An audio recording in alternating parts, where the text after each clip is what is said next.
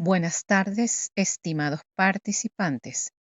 Bienvenidos al segundo y último encuentro síncrono del Intensivo 2024-4 para la Unidad Curricular Psicología de la Adicción y la Dependencia. Quien les habla, la tutora y profesora Yosbeli Vázquez. Este espacio de aprendizaje tiene como propósito dar a conocer las orientaciones y especificaciones de las actividades sumativas 3 y 4 que evalúan el contenido de los núcleos temáticos 3 y 4. Asimismo, se podrá aclarar dudas y ofrecer un breve resumen teórico de las unidades 3 y 4 para cerrar el aspecto formativo de esta asignatura. Este encuentro es oportuno para informarles que ya han sido corregidos los trabajos de los estudiantes que entregaron las actividades sumativas 1 y 2. Recordemos que todas las actividades tienen como fecha de cierre este viernes 23 de agosto, tiempo en el que está previsto la culminación de este intensivo 2024-4.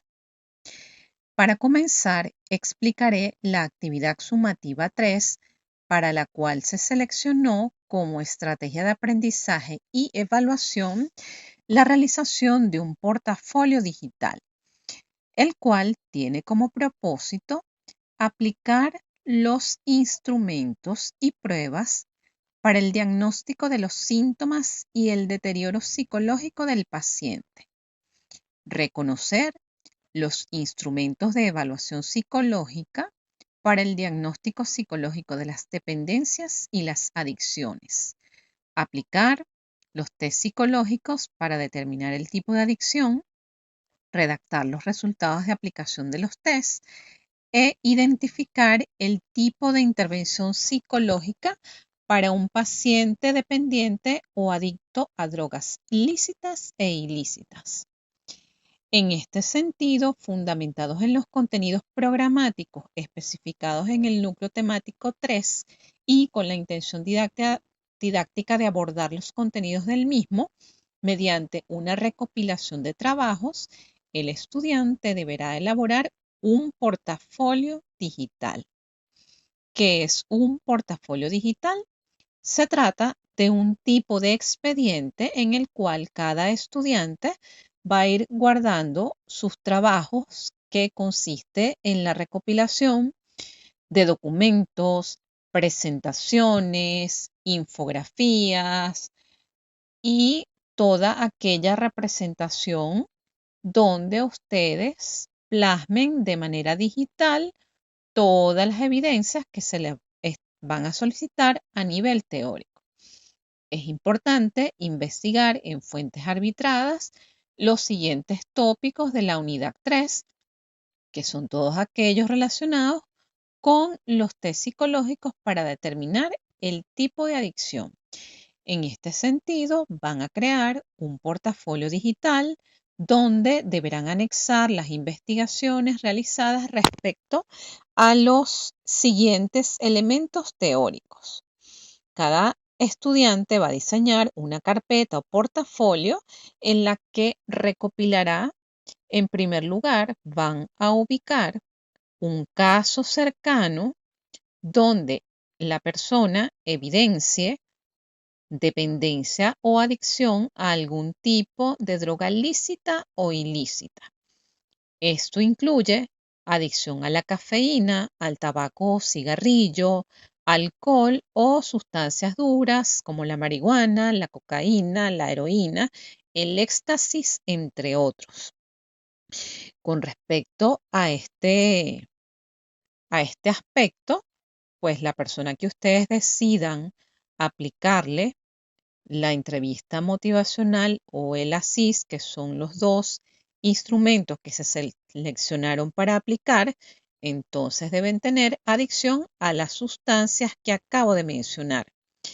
Asimismo, es importante que al momento de aplicar la entrevista motivacional y el ASIS Dejen registro fotográfico de ustedes aplicando ambos instrumentos, así como del protocolo de aplicación de los mismos. Recordemos en este punto que debemos resguardar la identidad del paciente o de la persona que ustedes decidan aplicarle los instrumentos, así que pueden colocar la imagen de la persona pixelado. Es importante que se vean ustedes aplicando o entrevistando con el recurso de la entrevista motivacional y aplicando el ASIS. Estos dos instrumentos, tanto la entrevista motivacional como el ASIS, sus manuales se encuentran disponibles dentro de los recursos de consulta de la unidad 3. ¿Qué son estos instrumentos? La entrevista motivacional es un recurso de carácter tanto evaluativo como a nivel de intervención y consiste en un estilo de conversación colaborativo cuyo propósito es reforzar la motivación y el compromiso de la persona con el cambio. Este fue un modelo desarrollado por unos autores denominados Miller y Rolnick en el año 1991, así que es un instrumento de reciente aparición y, sin embargo, su aplicación en la práctica clínica, no solamente para el área de las adicciones, sino en otras áreas como la intervención de terapia de pareja, también ha sido ampliamente utilizado. En el resumen teórico de la entrevista motivacional van a tener la oportunidad de escuchar cuál es toda la caracterización de este instrumento y cómo se hace para identificar el estadio de cambio en el cual se ubica la persona que ustedes decidan entrevistar. Por su parte, el ASIS es un instrumento que fue publicado por la Organización Mundial de la Salud y consiste en una prueba de detección del consumo de alcohol, tabaco y sustancias. Esto fue desarrollado por un grupo internacional de investigadores y médicos especialistas en adicciones bajo el auspicio de la OMS o la Organización Mundial de la Salud en respuesta a la abrumadora carga que representa para la salud pública el consumo de sustancias psicoactivas en el mundo. En el momento en que se dio origen a este instrumento. Ahora, posterior a la pandemia, recuerden que estamos viviendo el periodo post-pandemia, en ese momento se incrementó muchísimo más el consumo de estas sustancias. Por tanto, el conocer y manejar esta prueba es algo de relevancia para los psicólogos, en especial para aquellos que se van a dedicar al área clínica. Esta prueba, el ASIS, fue diseñada para ser utilizada en el ámbito de la atención primaria de salud, donde el consumo dañino de sustancias entre los usuarios puede no ser detectado o empeorar. Recuerden que sustancias como el tabaco y el alcohol son sustancias legales y son aceptadas socialmente, sobre todo en los países de Latinoamérica. Esta prueba del ASIS consiste en un cuestionario en versión de lápiz y papel dirigido a los usuarios de sustancias y que debe ser administrado por un profesional de la salud. Este cuestionario es bastante sencillo, consta de 8 preguntas y llenarlo toma aproximadamente entre 5 y 10 minutos. El diseño de la prueba es culturalmente neutral, por lo cual puede utilizarse en una gran variedad de culturas para detectar el consumo del tabaco, el alcohol, el cannabis, la cocaína, los estimulantes de tipo anfetamina, los inhalantes, los sedantes o las pastillas para dormir, conocidas como las benzodiazepinas, los alucinógenos, los opiáceos y cualquier otro tipo de droga. En este portafolio van a interpretar los resultados tanto de la CIS como la entrevista motivacional y van a realizar un breve, es decir, un esquema del abordaje psicológico individual basado en modificar la conducta adictiva que hayan detectado ustedes en el ASIS utilizando de manera general, técnicas terapéuticas conductuales y cognitivas. Por otra parte, van a describir, apoyándose de la teoría, la argumentación teórica acerca de la adecuada escogencia de los instrumentos, cuestionarios y test objetivos para un preciso diagnóstico de las dependencias y las adicciones. Como les señalé, en la primera actividad síncrona, la evaluación en el caso de las adicciones, obviamente desde el punto de vista clínico debemos hacer la entrevista clínica semiestructurada o estructurada aplicada al área de adicciones o haciendo énfasis en ciertas áreas y en ciertos puntos que son relevantes para el abordaje de las personas con adicciones. Asimismo, el examen mental, recuerden que ya lo vimos en la segunda unidad, que desde el punto de vista neuropsicológico, la adicción o el consumo de cierto tipo de sustancias va a determinar el funcionamiento, la alteración de las funciones mentales, como la atención, la concentración, la memoria, el tipo de pensamiento, el tipo de lenguaje y la manera o la capacidad de respuesta y de reacción ante las distintas circunstancias que viva la persona, así como en el hecho de la conciencia de enfermedad.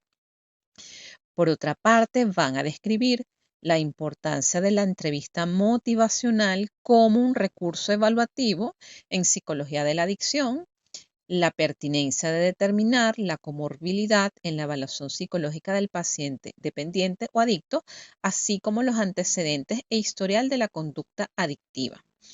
Con respecto a este punto de la comorbilidad, ya deben estar familiarizados con la idea de que todo paciente que desarrolla un trastorno por uso de sustancia, un comportamiento adictivo, casi siempre está asociada a la presencia de algún trastorno psicológico, llámese trastorno de ansiedad, trastorno depresivo, trastorno por estrés postraumático, trastornos de personalidad, que casi siempre pudiese ser el trastorno antisocial de la personalidad o el trastorno de personalidad límite.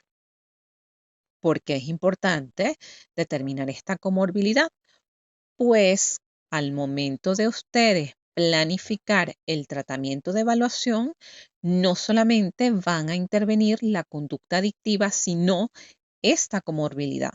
Entonces, estaríamos hablando dentro de esas definiciones de los conceptos básicos de patología dual. Cuando hablamos de patología dual, entonces estamos hablando de una persona que tiene dos diagnósticos de acuerdo a los manuales de CM5 o el CIE-11, y en base a esta caracterización es que se va a establecer el plan de intervención. También es importante evaluar los antecedentes y el historial de la conducta adictiva. Pues no es lo mismo que nosotros estemos interviniendo el caso de una persona que recientemente, por ejemplo, haya vivido un duelo por la muerte de la esposa o de los padres y que a raíz de eso se incremente el consumo del alcohol, ¿verdad? Haya pasado el tiempo establecido en el manual y que a su vez estén afectados el desenvolvimiento de la persona tanto en su área interpersonal como en su área laboral o su área académica o su área familiar. Recuerden que al basarnos en los manuales, en los pacientes que desarrollan este tipo de conducta de adicción a sustancias, debe haber un malestar clínicamente significativo. Esto ya ustedes deben estar familiarizados con el término desde la psicopatología, es decir, que 3 o más áreas de su vida esté afectada por este consumo de sustancias.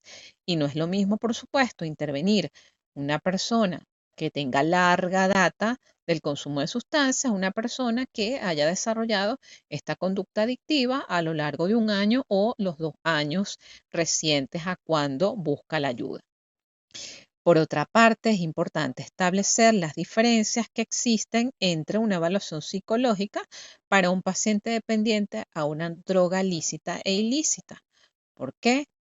Dentro de la evaluación psicológica, nosotros vamos a determinar cuáles son las áreas de funcionamiento que están más afectadas en relación con las funciones mentales y cuáles están conservadas de acuerdo al tipo de sustancia.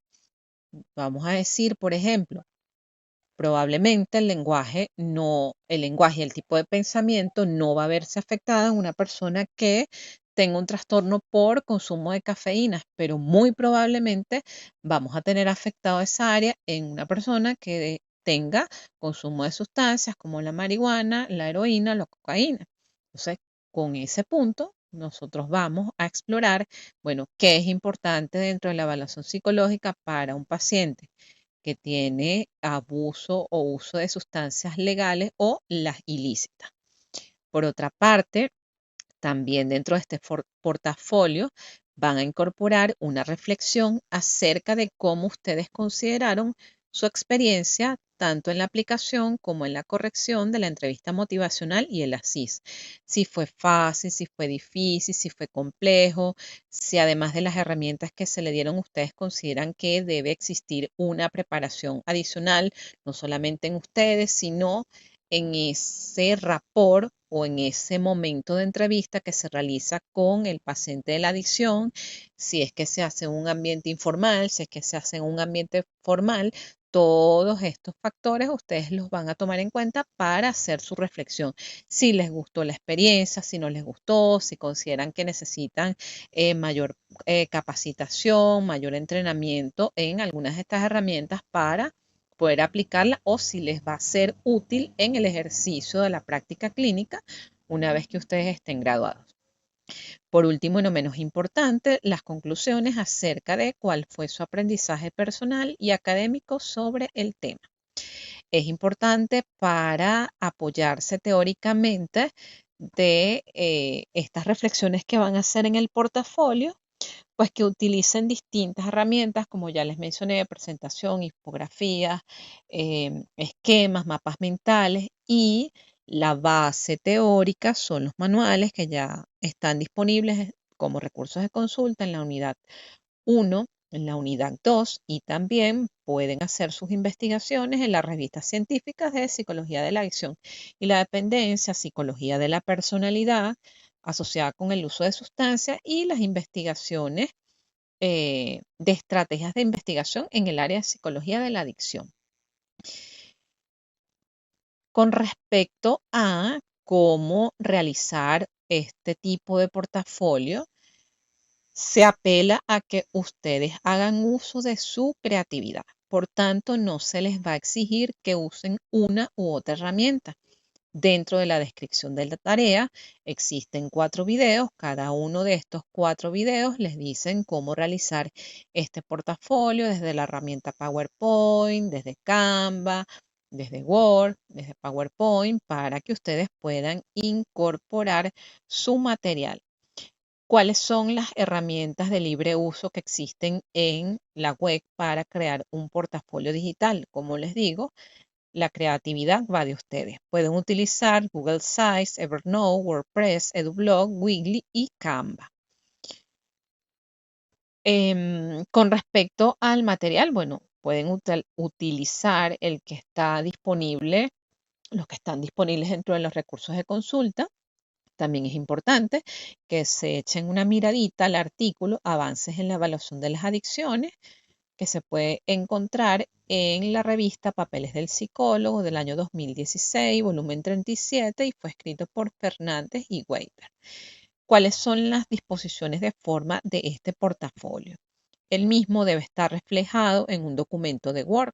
Este documento de Word debe contener la portada institucional, el índice de los temas que ustedes van a trabajar y el link de ese portafolio. ¿Cuál es el link de ese portafolio? Si utilizan Canva, por favor, asegúrense de que el link esté disponible, así como el permiso del Google Drive. Recuerden que una vez cuando uno ingresa en el Google Drive, si no hay el acceso está limitado, no voy a poder visualizar los documentos que estén allí plasmados. Y por supuesto, este trabajo, como todos, debe contener obligatoriamente plasmado las referencias bibliográficas tal como establece el Manual de Realización de Trabajos de Pregrado de la UBA. Este material yo ya les señalé que está alojado una vez que ustedes ingresan al aula virtual antes de entrar en alguna de las asignaturas en la parte inferior derecha está una serie de materiales. Allí van a encontrar este manual. ¿Cuáles son los criterios de evaluación para este portafolio?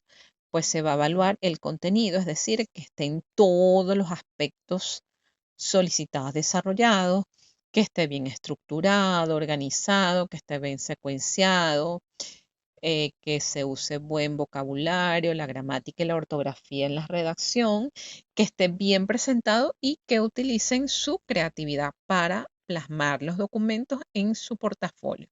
Y por supuesto, las referencias bibliográficas. Como ya lo señalé hace rato, recuerden que la fecha de cierre y fecha límite es este viernes 23 de agosto. Recordemos que por tratarse de el periodo intensivo, pues solamente tendríamos estos 15 días para culminar las actividades. Ahora bien, por último, tenemos la actividad sumativa 4, que en esta oportunidad evalúa la unidad 4 y consistirá en la realización de un estudio de caso clínico.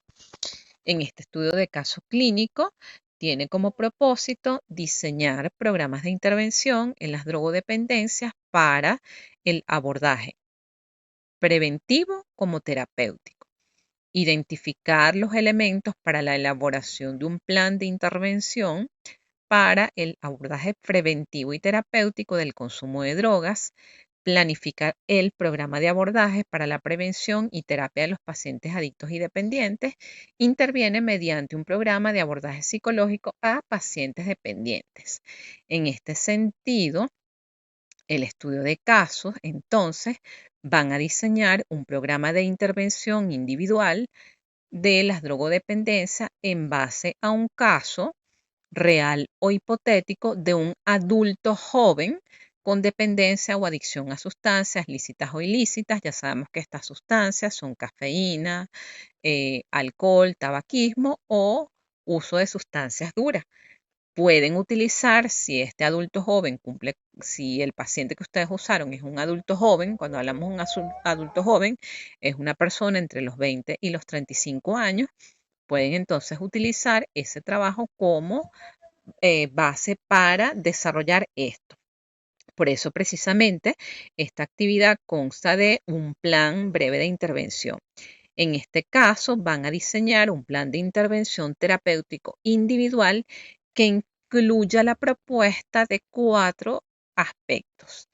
El primero está relacionado con lo que es la demanda de tratamiento. Segundo, la evaluación y análisis funcional. El segundo, el tratamiento como tal. Este tratamiento como tal es importante que se establezca preferiblemente en un cuadro sinóptico donde ustedes o donde quede registrado, pues, cuántas sesiones de trabajo va a llevar esa intervención, cuál es el objetivo de la intervención. Recuérdense que no es una intervención general. La intervención debe estar basada en las características del caso. Hay unas estrategias que se adecúan, por ejemplo, más a los pacientes que desarrollan alcoholismo, por ejemplo, u otros más pertinentes a lo que es la adicción a la cafeína o otros adaptados a lo que es la adicción a la heroína o a la cocaína o al policonsumo, que es la persona que consume distintas sustancias. Y, por supuesto, ya lo van a ver en la entrevista motivacional. Dentro de este plan debe considerarse las recaídas, el mantenimiento y seguimiento a largo plazo. En este estudio de caso clínico, ustedes van a presentar su introducción, que van a escribir en su introducción este informe con propósitos académicos, tiene como objetivo hacer el diseño de un plan de intervención individual para el caso de un adulto joven que desarrolló trastorno por uso de sustancias con benzodiazepinas, por ejemplo. Y se va a, el plan de evaluación estará basado en un tratamiento, un enfoque cognitivo-conductual y se plasmarán tales herramientas para dar cumplimiento al objetivo de esta unidad. Eso es todo lo que tienen que poner en su introducción.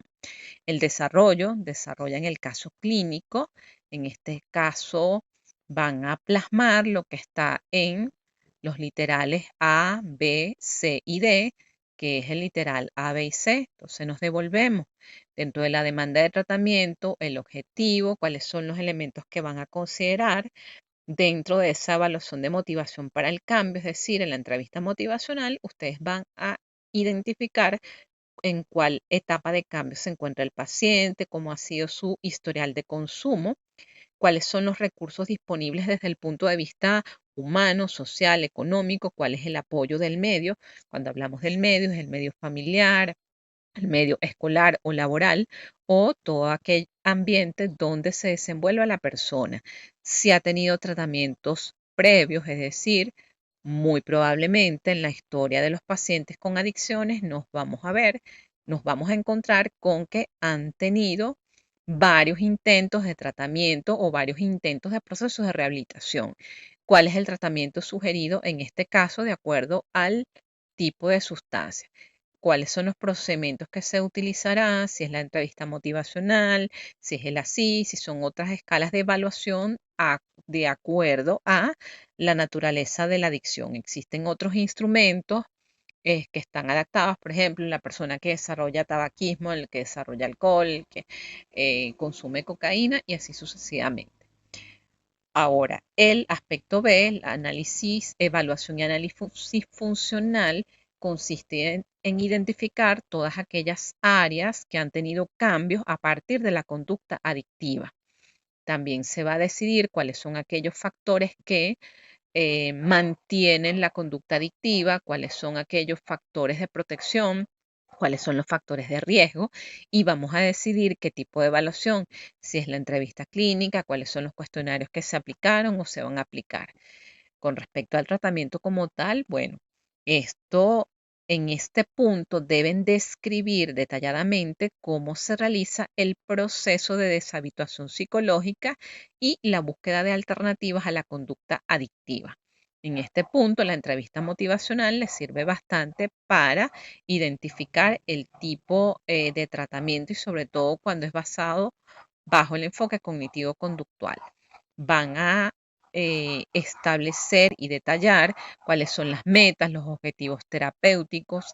En el caso de las personas que desarrollan adicciones, siempre es importante trabajar en las áreas relacionadas con la asertividad, la psicoeducación, no solamente con el paciente, sino con la familia y el entrenamiento en solución de problemas.